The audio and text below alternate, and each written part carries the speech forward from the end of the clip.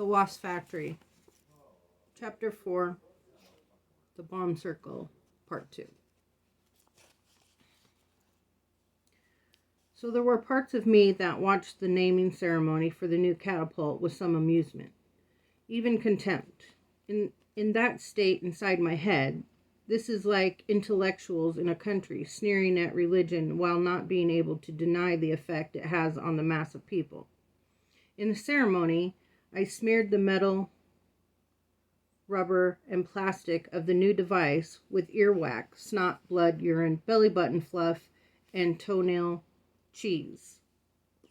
Christened it by firing the empty sling at a wingless wasp crawling on the face of the factory, and also fired it at my bare foot, raising a bruise. Parts of me thought all this was nonsense, but they were in a tiny minority. The rest of me knew this sort of thing worked. It gave me power. It made me part of what I own and where I am. It makes me feel good.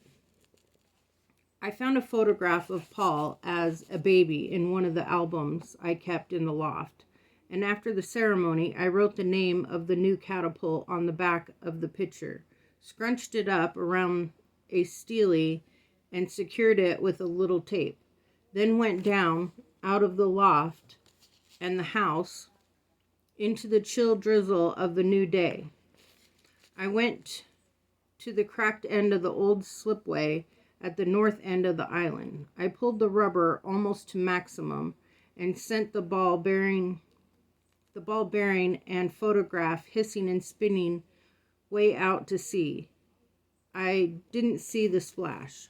The catapult ought to be safe so long as nobody knew its name. That didn't help the Black Destroyer, certainly, but it died because I made a mistake. And my power is so strong that when it goes wrong, which it seldom does, but not never, even those things I have invested with great protective power become vulnerable. Again, in that head state, I could feel anger and that I could have made such a mistake and a determination it wouldn't happen again.